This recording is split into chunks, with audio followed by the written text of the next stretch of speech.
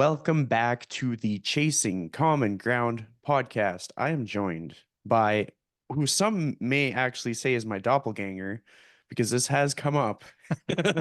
Daniel Yores. So did I get your last name right? Yeah, close enough. Close enough. Yoris, What is the Yores, proper way to say yours. it? So, not that we need to spend time on this, but like the proper way to say it is actually Gioref, Ooh, except when my grandfather and his father, my great grandfather, came to Canada from Greece, they didn't know how to read or write in English. And they just said their last name, and the officer wrote, sure, Yores. And they looked at it on the paper and said, yep, I guess so. I don't know. And that's it. So that's it. That's the story. oh, But nice. I but like yeah, it. for all like realistic intents and purposes or practical, Yoris is good. Okay, okay. I mean, I'll give you a side story. A mutual friend of both of ours, because I know you've had him on your podcast, Dean Guido. I think the proper way is Dean Guido. And I've just sometimes depends what day it is. Sometimes I'm like Guido. Sometimes I'm like Guido. Yeah, If you really want to just toss it up, you could say Guido there or you go. Guido, Yeah, like just so many things. But it's like, last names are important. So I liked hearing that story of yours yeah, I think so because too. It's now, important to know where you're from. yeah, and it's cool to hear and understand like the depth to which like there's so many layers to people. Um, which before we dive into it, that is something that was like top of mind for me as I was kind of like thinking about the podcast. I was like, how many white guys are in the industry who have like the same look, like some facial hair, um, maybe some either Bald full or on balding. bald, Yeah, part bald, short hair, whatever it is. Um, and there's a lot of us. And a lot of the times people is another one of them guys. I'm like, we're so diverse though. Like there's so many differences to us. We're just not we're not all the same. That said, for my audience, I would like you to kind of just warm up the room, introduce yourself however you want to. What do you do? What's your things that stand out for you? of course. I definitely agree with you there. This look avatar is certainly a common thing. I was at the Swiss conference here in Toronto this past weekend, and there were a lot of bald dudes with beards walking around there for sure. Yeah, But we're everywhere. yeah, yeah, and I don't think it's like I don't know why. It is what it is. But anyways, my name is Daniel. I live in or just outside of Toronto, and I'm a personal trainer. I'm a podcast host. Coach people both in person and online. And the maybe this is something we'll get into and maybe not, but like kind of the reason or how I got into all this, to make a long story very short, is that I spent a lot of time getting injured playing sports growing up, and that led me in and out of physiotherapy clinics and chiropractic clinics and athletic therapy clinics and just kind of getting interested in the body. And that's where that kind of interest in performance and uh, biology and physiology and all this stuff kind of came. And then fast forward, 10 years, and I just want to help people, and I want to help people to be healthy. I want to help people to move better. And I think that we can use like fitness and health as a way to then improve the rest of our life. And we use this as a sort of catalyst, or dare I say, a gateway drug to improve everything else in your life, and then by extension in the world. So that's my shtick. I like it. I like it. And there's going to be parts that we'll dive deeper into as the conversation unfolds. One of the things that I want to encourage people to do is like not all of my podcast guests have like a legacy of content of their own, but Daniel does. And so you can go and check out his podcast to learn more about the people that he's interviewed. And your story kind of unfolds within your podcast as well. I personally highly recommend doing stuff like that because it helps to kind of like get out of like the biases of me as a host, and it helps to kind of expand your network as to more and more people that you could resonate with, stories that inspire you, stories that get you through like struggles or self-doubt or confidence issues. So I'm not like a gatekeeper when it comes to keeping my audience as my audience. If my audience feels like going on side quests, I always encourage it, because it's what's allowed me to grow as a person. So as such, I would feel like I was letting people down if I discouraged them. One of the things that I was thinking about is As I have gotten older, I have thought back to moments of a younger me. And I've seen like correlations where I've been like, okay, now I'm older me. And I'm seeing all these pinpoints of like the shift between me being the recipient of the advice to me being the deliverer of the advice. And sometimes the advice that I deliver sounds familiar because somebody that came before me gave me that advice and I wasn't ready to hear it. On that note, I would love to know if you have had any experiences where maybe advice that you heard 5, 10 years ago, 15 years ago didn't land, but now you're giving that advice to somebody. Is there any moments like that that you're experiencing?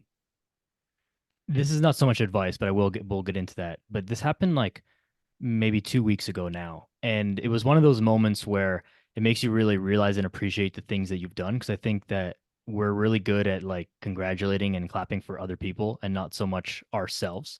Where in the gym that I was at, there's a another trainer there. I think he's still in school actually. He's a young guy. I think he's like 18 or 19, and he's like, man, like you're doing amazing. Like I see you in here with your clients. Like you're looking great. Like your workouts are great. Like you're really strong. Like, and he was kind of just like buttering me up and firing me up a little bit. And I was like, okay, that's really cool. But I don't think about myself as like doing so amazing. But if I would have been in his shoes or my shoes when I was 20 and now I've just turned 30 and looked at what I'm doing now, I would probably be like pretty happy and like looking up to that person, I think. And so it's just important to always like remember how far you've come in that. But as far as like specific advice, I mean, the main thing is just being consistent like that. And I know it's such a simple and like kind of boring message to continue to hammer on about, which is a little bit ironic. But when I was younger, like I would get in and out of, I would get in these ruts of like going all in on stuff and then kind of being all out. And naturally that wasn't like super productive. And now my biggest thing is like, hey, you just need to keep going. It doesn't need to be all in, and because that leads to the opposite, which is being all out. So consistency is like far and away the thing that I am banging on about, preaching the most. That was something that was told to me, and you don't really get it until it happens to you. And I think that that's probably the biggest thing is like you almost have to just do it to understand. The other thing is about taking quick action. And this is something that was told to me again when I was younger, probably 8, 10 years ago. It's like when you decide that you want to do something, like don't dwell too much on it. Like do a quick, pros and cons analysis and then just like go do it because you're gonna waste time and get further behind by not doing it. Now, the biggest thing for me with that has been like my entirety of social media. As soon as I started, a couple months later, I was just kicking myself. Like, why didn't I just do this way earlier? I was being ridiculous for not doing this way earlier.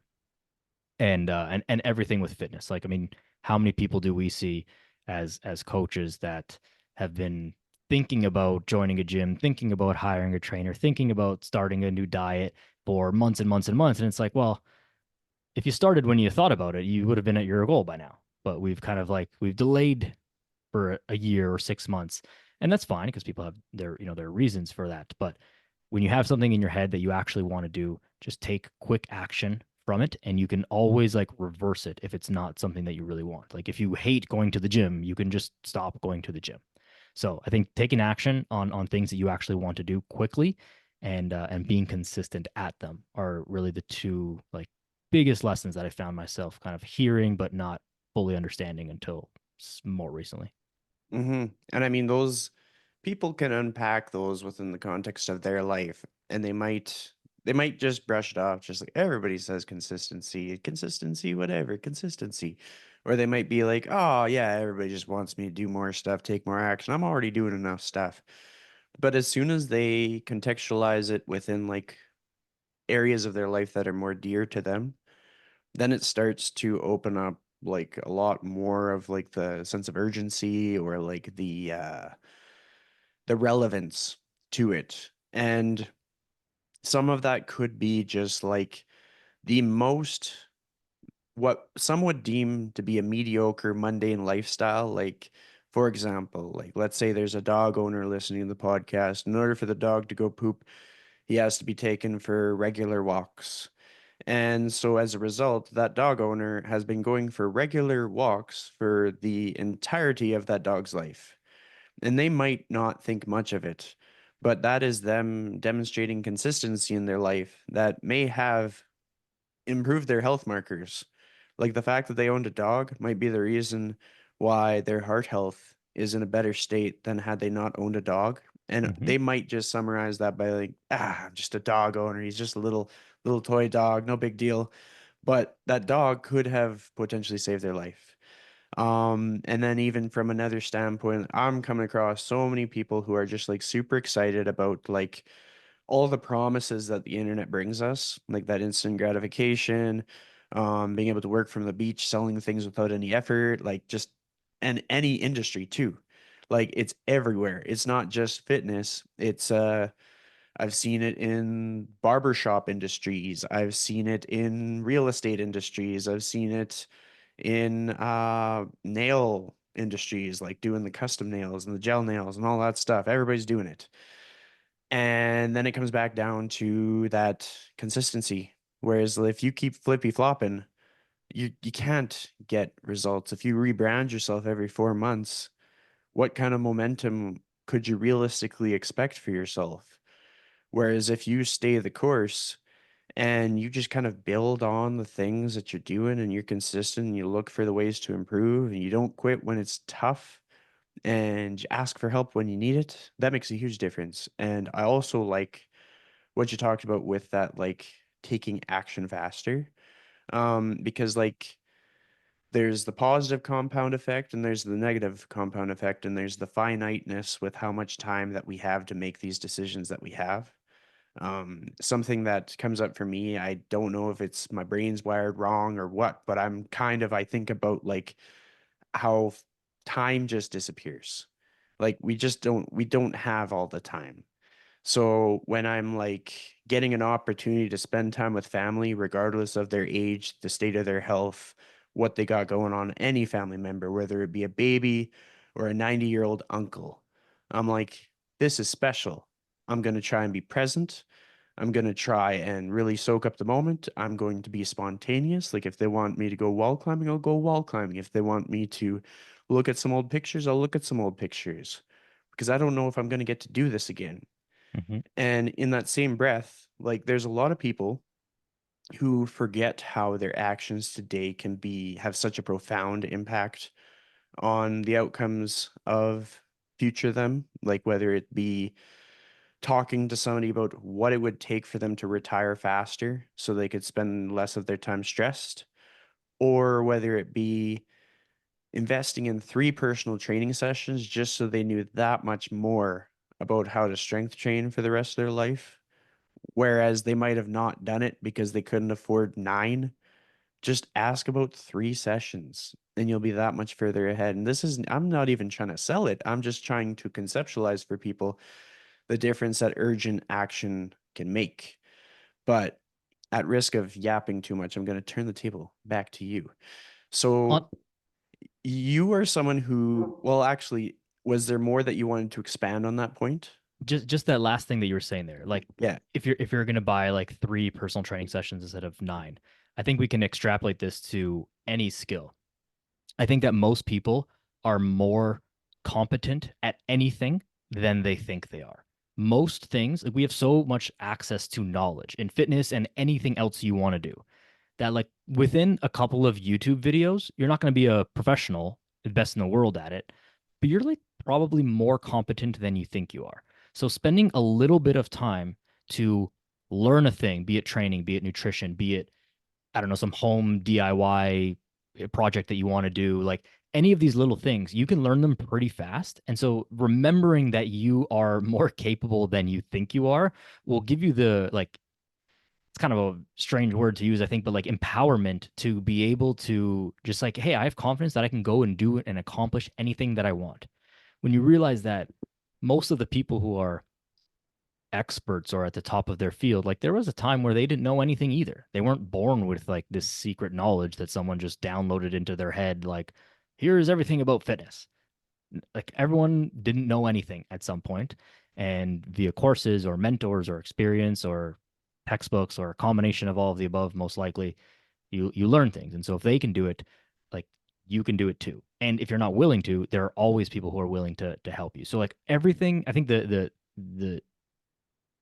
main piece of this message here is like everything is very figure outable, and not doing something because you don't know how to do it is, when you stop and think about it, like a pretty lame excuse, because it's pretty easy to figure out how to do things, at least at the basic level, which is for the most part probably what you need. If you need to do something more, like you're not going to build your whole house by yourself, but like could you fix a, you know, like a sink or something like that? Like probably you could, right? Mm-hmm.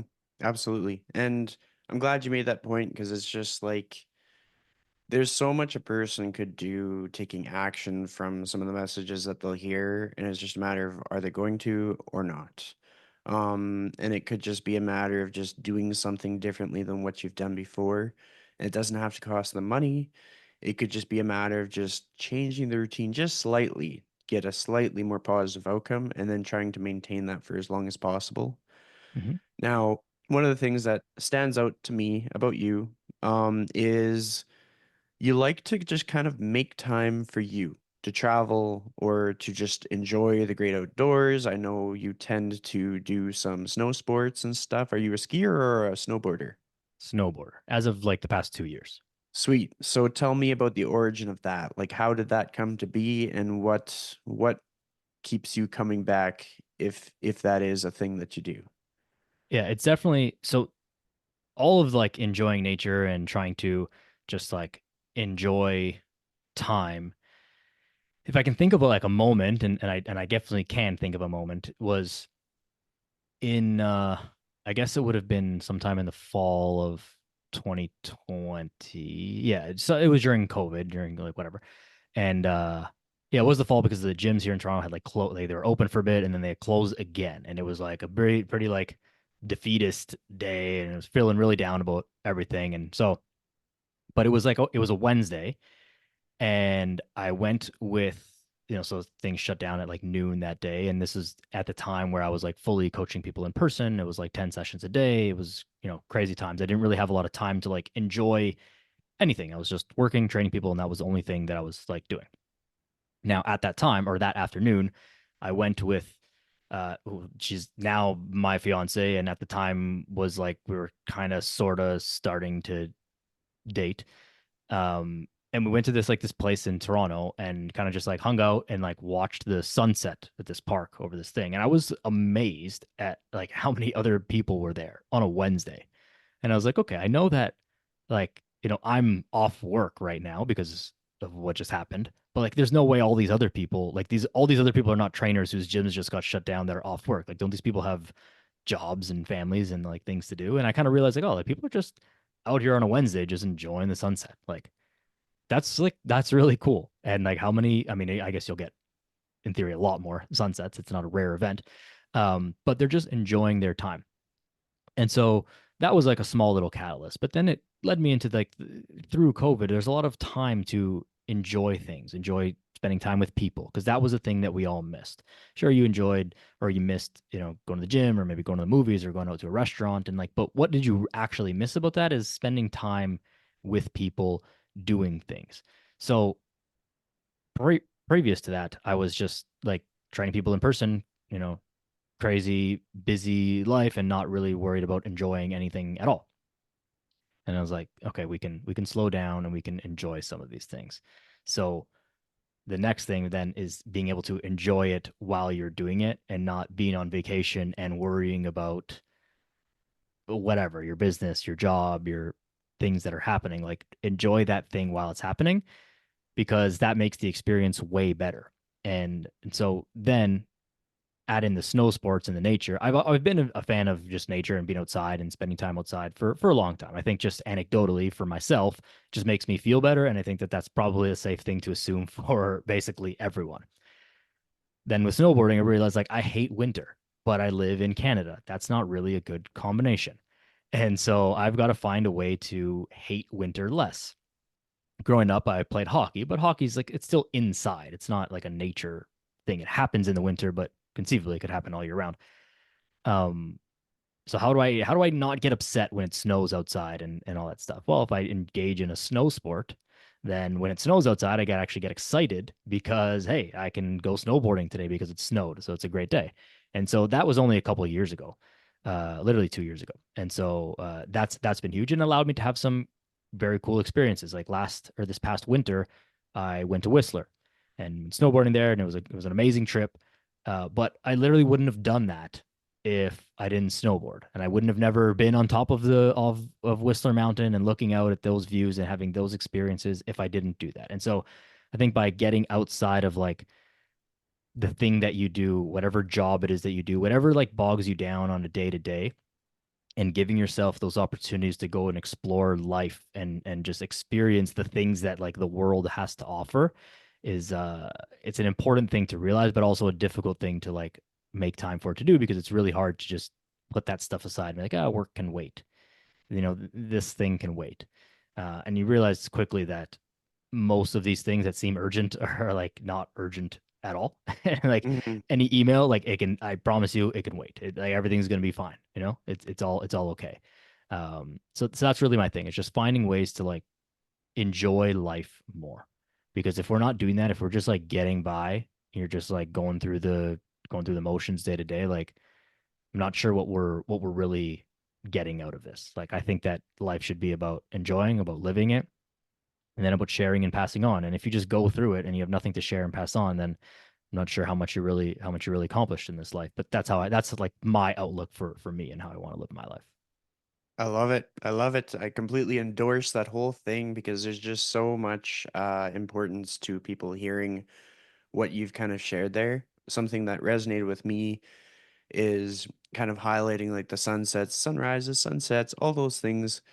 There's certain like snapshot moments that I'll remember forever that I know are like once in a lifetime moments, and they are sort of like the foundation to which I make my future decisions.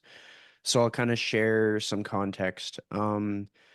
I was fortunate to have friends in my life that encouraged me to step out of my comfort zone before I even went into the fitness industry. And some of the lessons that they imparted on me have been fundamental in like my life philosophy going forward. Like they've probably changed my life. And so because they had a different perspective on life. Like I'm Mm-hmm. all about just work hard, work hard, work hard, just burn the candle at both ends, do as much as you can, get as much out as you can. And if I stuck to that point of view, I would not travel. I'd just keep justifying, no, I need to use this time for work. I'd never leave my house. Like I would be such a hermit. But Right. because I have had the experience to, well, everybody I've connected with has changed my life. Like everybody who's been on my podcast, everybody who I've worked with, for better or for worse, has changed my life. And the snapshot that I'm highlighting here is having these like once in a lifetime opportunities to like be sleeping on the beach in Hawaii when the sun is rising and when the sun is setting. And like Hawaii, when the sun sets, like because the sun reflects off the ocean or goes through like the ocean water, like it has an impact on how the sky looks. Like it's like these are sunsets and sunrises that are unique to specific geographical locations, very Mm-hmm. similar to how people get all fired up about Aurora Borealis in northern North America. Um, and it's just that I won't experience that again. I can't foresee me being in that specific period of my life experiencing that with such a raw, like, holy crap, what is this? Yeah. Holy crap, I'm like sleeping on a beach in real life. Like I'm not going to a hotel after this. Like these unique experiences. And as I have like poured more of myself into my career to try and get ahead in life and try and reach my income goals so that I can not have to check my bank account when I go to the grocery store, all these little simple things that people desire. It has reminded me that I will always have a to-do list and I'm not getting the time back. So if I have to tell somebody that something's going to be a couple days later, or if I slow down with the podcast, or if I just don't have as much output as I thought that I was going to have, but the reason being is because I decided to kind of just stop and smell the roses, like that's huge. And so I'm just hoping that people choose to be ambitious, but also ambitious people collecting moments to enhance their human experience. And before I ask you your next question, I'm going to give a special shout out to one of the most dedicated podcast listeners of this show to ever exist. And this is somebody that I work with. Her name is Joan. She's had many shout outs. I think I even talked about her on your podcast, Daniel.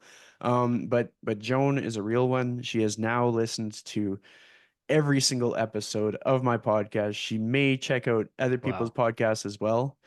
And that just meant the world to me because I I don't know if my parents have listened to every episode. I don't know if aunts or uncles or anything, but I do know that she has. And what that helped me to realize is that as I go back to old episodes, there are some aspects of consistency where I kind of have similar messaging throughout. There's also a lot of like personal growth. There's things that I realize about myself where I've changed my mind on certain things in life.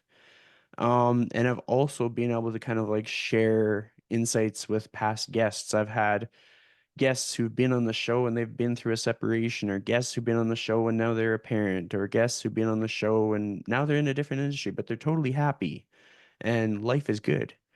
And I have those time capsules and I know that you would have them too. So I would love to learn more about perhaps some of your insights that you've experienced throughout the lifetime of your podcast, maybe things that you've changed your mind on, things that your perspective has been changed on, or just maybe how it's impacted how you do life in general.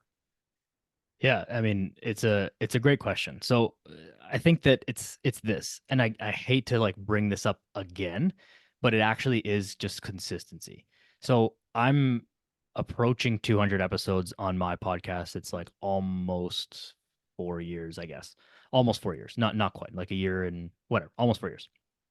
And in that time, as I'm sure you've seen this, Chris, over the time that you've been doing all the social media stuff, how many people have you seen who come up and they're all gung ho? I'm going to start a podcast. I'm going to start a YouTube channel. I'm going to start a business. I'm going to start posting on Instagram 4 times a day, and I'm going to do all this stuff. And they do it for a week, a month, 3 months, and then they're gone. And then you realize, like, okay, like 200 episodes in, like that's pretty significant. Like, just sticking around and continuing to do this is the most important part. I think about all of my favorite episode or favorite podcasts that I listen to. They're in the multiple hundreds of episodes for the most part, especially all like the bigger shows. And I probably didn't even find them until they were like 500 plus episodes in. And they were already gigantic at that time. And so really just being consistent. And it's a thing that comes up with all the guests as well, because as much as I'm trying to like educate through the podcast and via guests, I'm also learning from the guests as well. And so everyone has this element of like, yeah, I started 10 years ago, and maybe they're like a mega success now, but they started 10 years ago not knowing anything, fumbling around, trying to just figure it out like the rest of us. And then they kind of stuck through it, kept going, whatever, and now they are what they are. So having staying power is a major thing, and it's like it's also about delaying gratification. A podcast is a very like you don't get a lot of tangible reward from it. There is a gigantic amount of intangible reward in having people like Joan or people like that who are dedicated listeners. You get someone sharing the podcast every now and then, or a nice comment or a review and things like this, but you don't get any money from the podcast directly. Like no one gets paid for views, even if you had like 10 million views. You don't really get paid for that. It's not a thing. It doesn't necessarily generate like a ton of business directly. Like there's a lot of indirect financial and business benefits, but not direct. And so you're just putting this message out there, and you're like, I spend a lot of time and effort on this, and I really enjoy it. And you so it means a lot to you when someone else is enjoying it. And it doesn't have to be millions of people. It can literally just be one person. If we all have our podcast and all do our media stuff and it helps one person, then that's like more than enough for us. So the lesson there, I think, is like for me, it's been to not underestimate the amount of impact that I can have on one person's or multiple people's lives, even if you don't think they are, or you are having that impact. There's a lot of like silent listeners, right? They never hit like, hit subscribe, hit share, hit, whatever. They don't make it publicly known or to you that they're like listening. But you see someone that you haven't seen in a while, or you get an offhanded comment and they're like, I've listened to like 73 of your episodes. Like, oh my god, I didn't even know you existed. Like, that's amazing. Or, you've helped me so much in my life by that thing you said on that podcast. Like, wow, I had no idea you were even following me or even knew who I was. So, not underestimating the power of yourself as an individual and the impact that you can have um, on people's lives in a positive way. I hope it doesn't work that way in like a negative way. That would be kind of a weird, that would be kind of a weird thing. Hmm. But so, not underestimating the amount of impact that you can have. Maybe that's been like really the biggest lesson, like internally, that I've learned over the few years of doing the podcast. Yeah, I mean that's a huge takeaway, and it aligns really well with you had shared that experience that you had with like the younger trainer fitness person that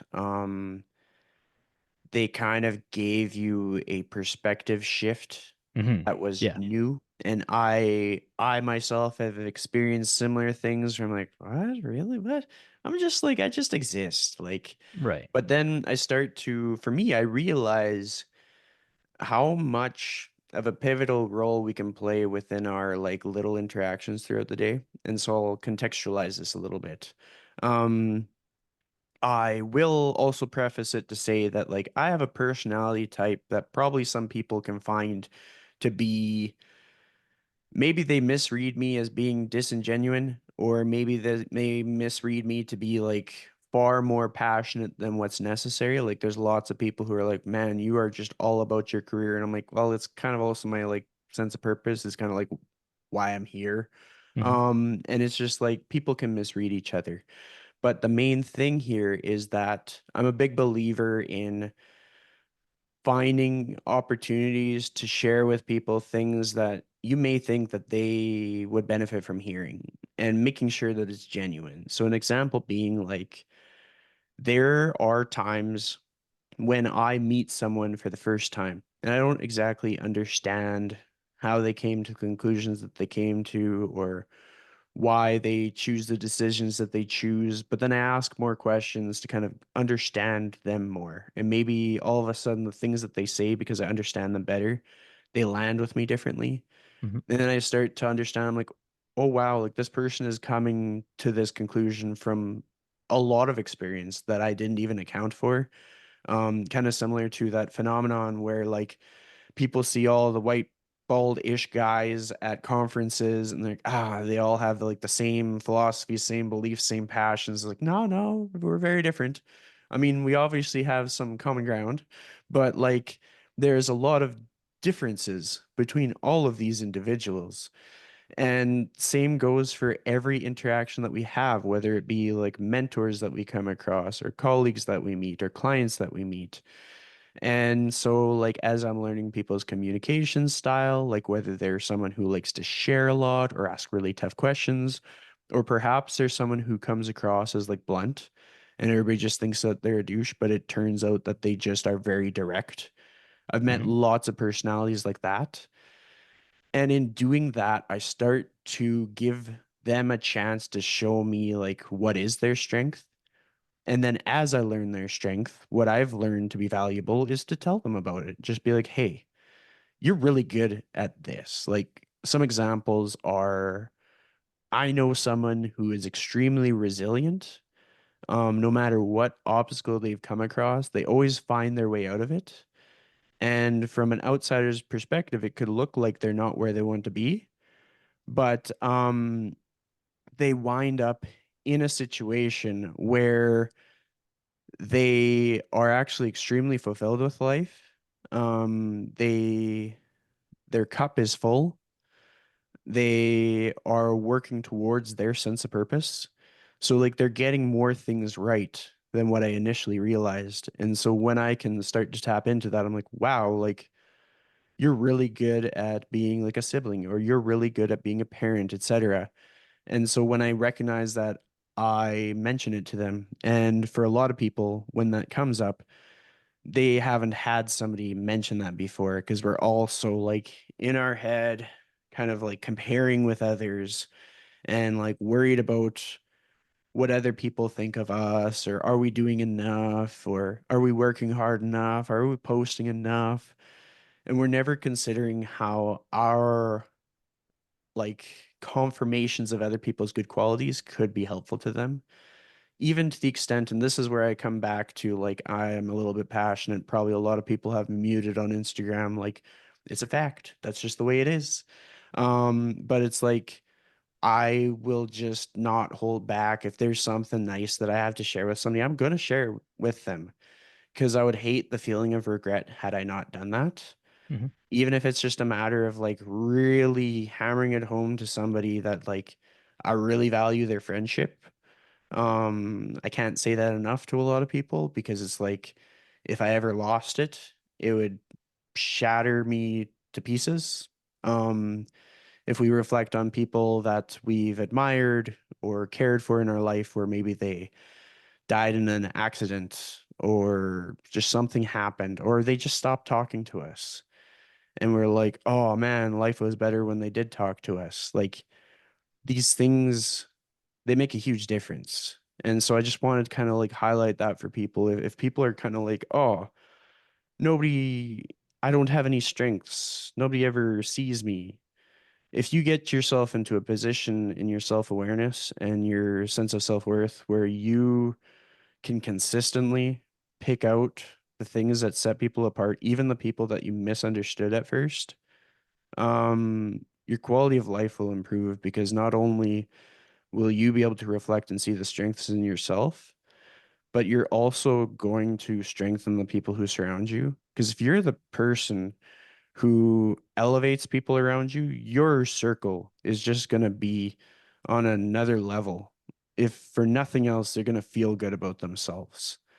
Now, my next question for you is when is a time in the last year and a half, aside from your personal life, where you would have moments of joy when you are prepping for your wedding, or moments of joy when you're on just a really exciting date. But like, let's say within your professional life, aside from interactions with clients, where you have felt joy, where you've just been like, ah, this is great. And I know it got super specific, but I know you're up Yeah. for the challenge. Yeah, you did. You were as you were narrowing things down. I'm like, oh, I got to check off so many things, like no personal life and professional life, but not interactions with clients. Like all of the most joyous things are probably things with clients because, like, when people do well, like that's the best thing. Like that's what I'm trying to do. But excluding all of those things,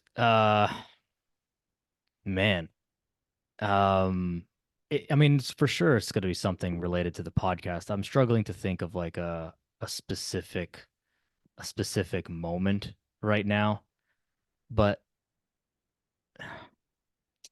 maybe it was like a certain number of plays that a podcast episode passed or something like that. I'm honestly, I'm struggling to think of like a very specific moment. I'm still not good at patting myself on the back for like Yeah. little milestone accomplishments um that I achieve. So probably something with the podcast and just again like another little realization of like, oh yeah, people are listening, people care about this, people enjoy it. You know what it is? It's actually this.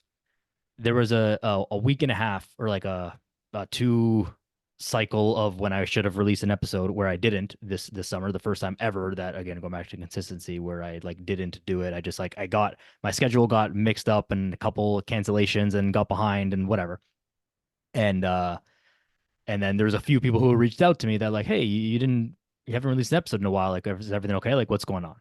And while that's like kind of like a shitty thing, but it was also a very positive thing for me because like, oh, you actually noticed and care that I'm a little bit behind on releasing episodes. So that was like probably a big thing for me if I can nail down one thing that's happened in the last little bit. But I wouldn't say that there's nothing more obvious than that that's sticking out to me as like a hey, this is a professional life thing that like this is the greatest joy um that I've had in the past little bit, aside from like things with working with clients, and there's been a lot of like really great things in my personal life in the last year and a half.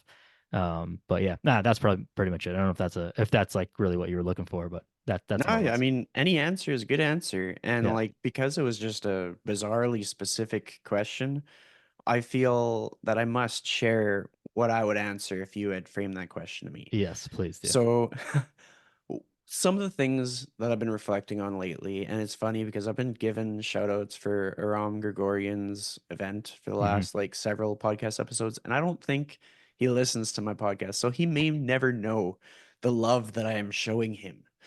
But We will tell him. yeah, so Another bald bearded friend. of course it's our alliance.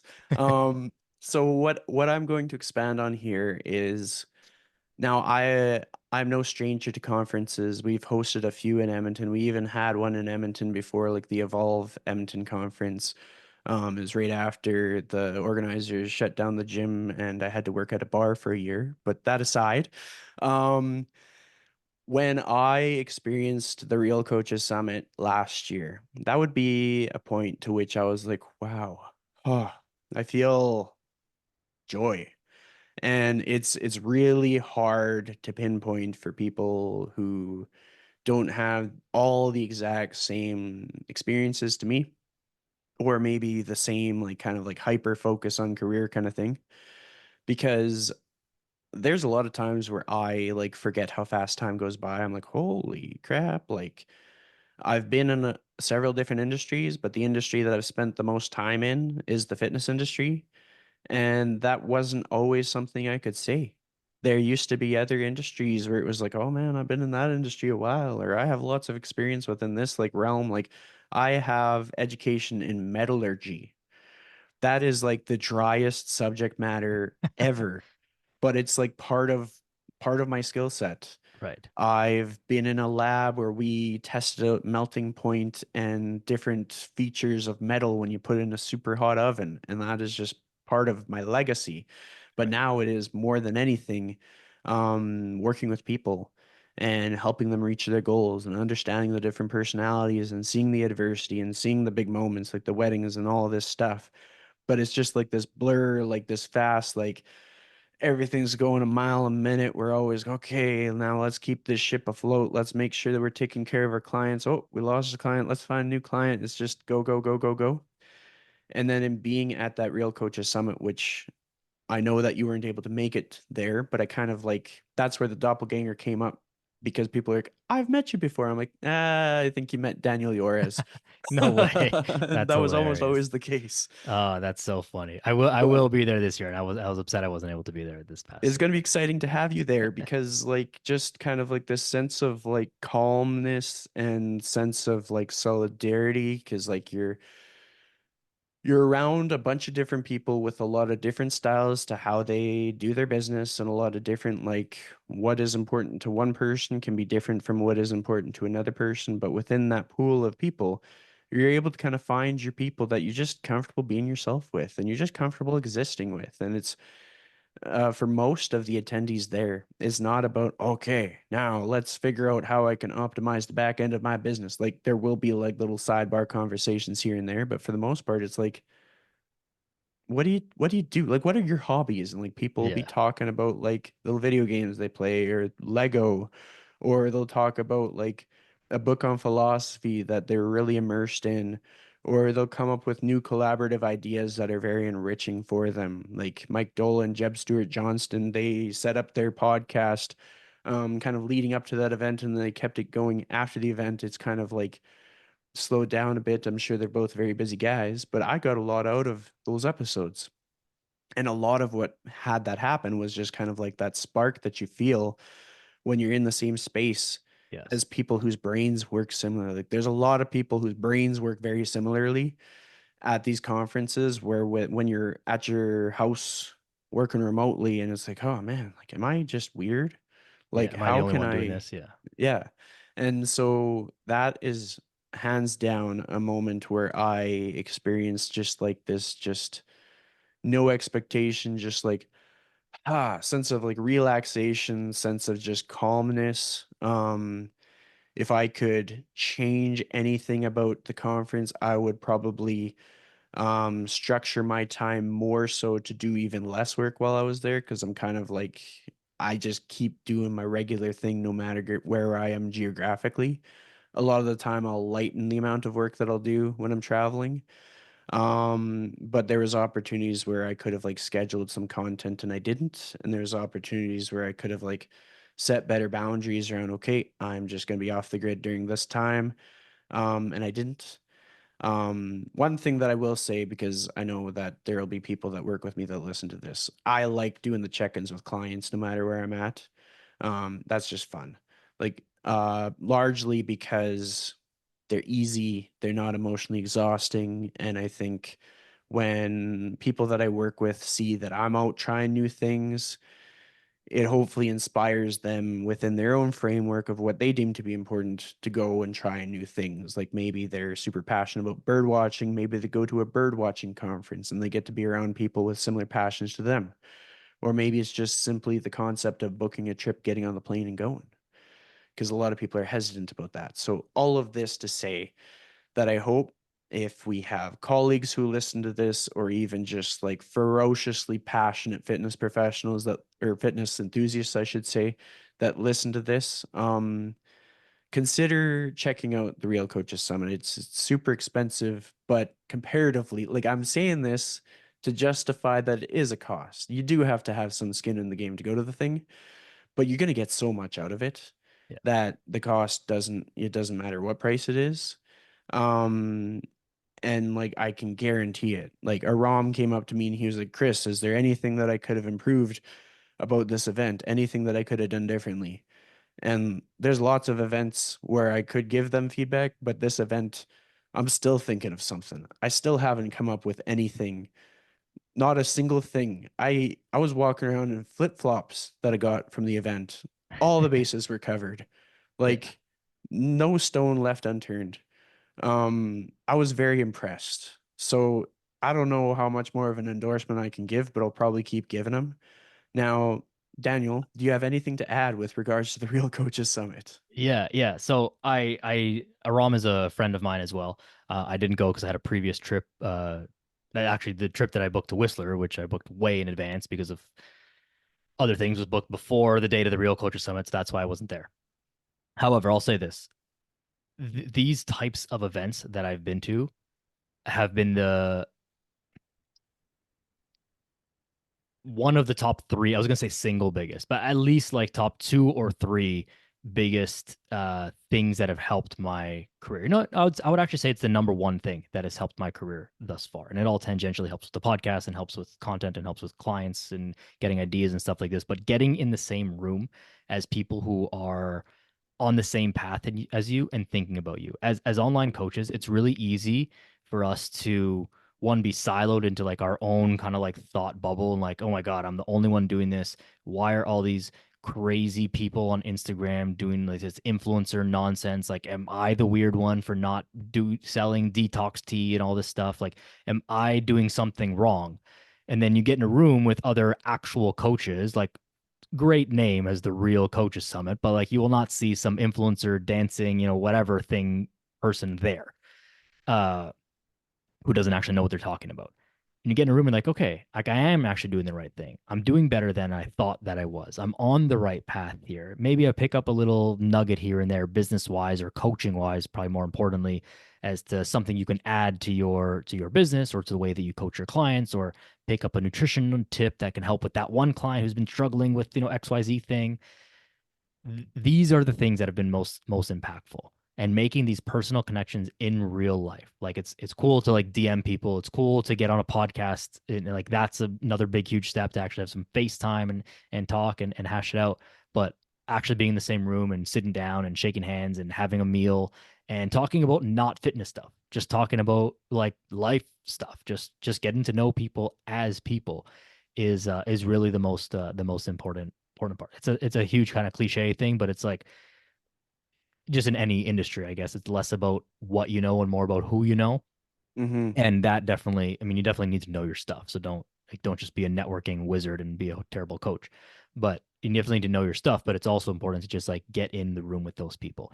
The other thing with that is that it there's like an energy that comes about from these events. So then you return home, you're all fired up, you have some new ideas, you're reinvigorated, you're remotivated about the fitness industry and about the state of the health of the world or the country or whatever, and you're just excited to help people again. And it's important because that flame like it withers down after a while. And so I think going to a couple events a year, and they don't have to all have to be big events. You don't always have to get on a plane to travel somewhere. There are smaller local things more or less like wherever you live that you can get to, and even if that's like literally just meeting up with a friend in the industry and just like having lunch, which I Yeah. know, Chris, that you're a giant fan of doing things like that, of coffee chats and walks and stuff like that. But those things matter. Like get on the phone and call a friend or go meet up and hang out. Like these things will reinvigorate you and help you in your career far more than like trying to figure out how to like make a banging Instagram post. Like that might help, but like not as much as like getting in a room with really smart people to learn from the best of the industry and people that are maybe way ahead of you in terms of business and stuff like that, and people that are maybe half a step ahead of you, and maybe people that are half a step behind you as well. Because like each one teach one, right? Like the biggest thing is the easiest way to learn something is to teach it to someone else, or maybe the best way, not the easiest way. And so you learn something from someone, you help someone else who's behind you, you feel good about what you're doing, you're helping people, you're making friends, and it's just a phenomenal kind of environment. And so everyone I know who was at the Real Coaches Summit all said it was like one of, if not the best, like of these kind of events that they've been to, and I've been to a number of them. I've heard very good things about it. Obviously, I can't. I assume that it was amazing, and it is all the things that like you and everyone else says that it was.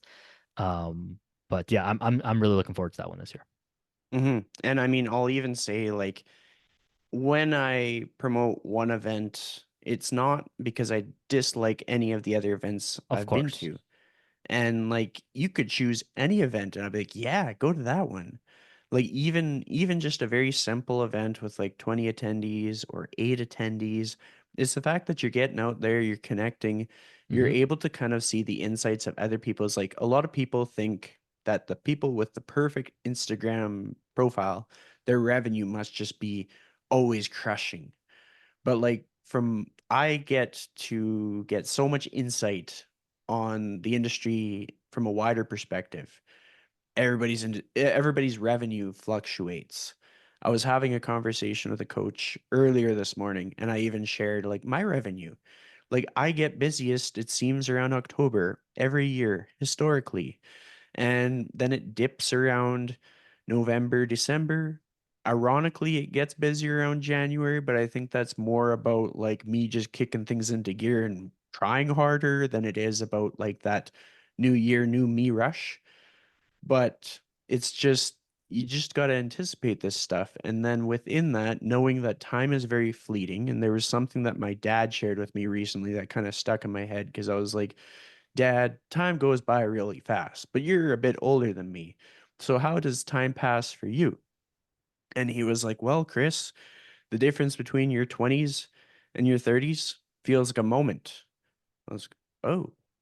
And like, I imagine it would because I've got nieces and I still remember when they were little babies.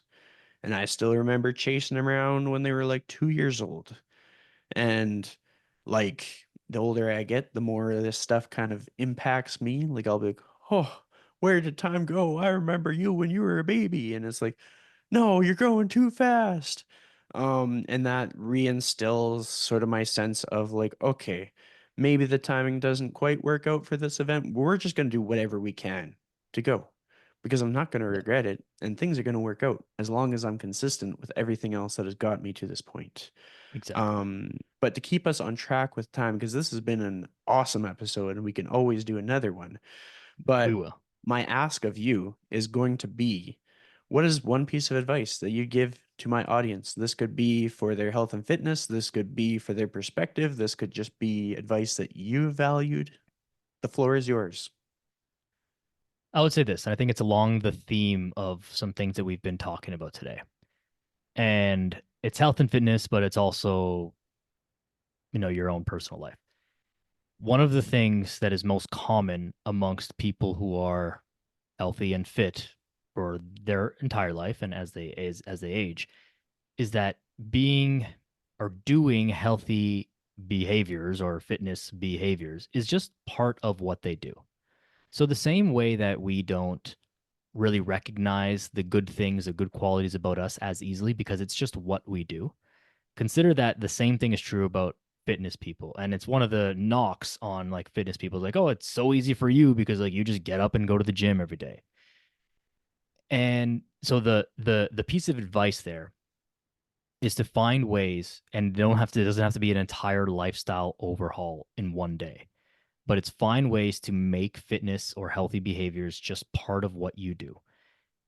You have to flip the switch from it being a challenge, a 12-week program, whatever, a thing that you're trying to do and trying on, to just this is just what I do now. I wake up in the morning and I drink water. I go for a walk after work. I go to the gym 3 times a week. I eat vegetables at every meal. I eat protein at every meal. Like these small little things, and just make it who you are. And it's just a normal part of what you do. And then when it becomes your normal routine, after it'll take some forcing a little bit, but after a while, it becomes part of what you are, who you are, and what you do. And then everything is way easier from there. So find small little things and find ways to just inject it into your day to be just again a part of your normal routine rather than thinking of it as like some sort of challenge. And that will have major dividends for you down the road. And as you zoom out on the calendar of your consistency and how fast you want things to happen, like take a longer term look at things. And yeah, that's gonna move the needle a lot over a long period of time. I think that's super, super valuable. And we'll have a little bit of banter off the air. But with that said, I just want to thank you so much for joining me today, Daniel. Thanks for coming on the show. Thank you very much, Chris. I appreciate everyone for listening. Make sure you guys are subscribing to the podcast and leaving ratings and reviews, written reviews. Those things help things grow so much, and we are so grateful for them. And they're small actions, but they really go a long way. So I will shout that out for you, Chris. Please, guys, leave ratings and reviews, follow all those things. They help tremendously. Appreciate you.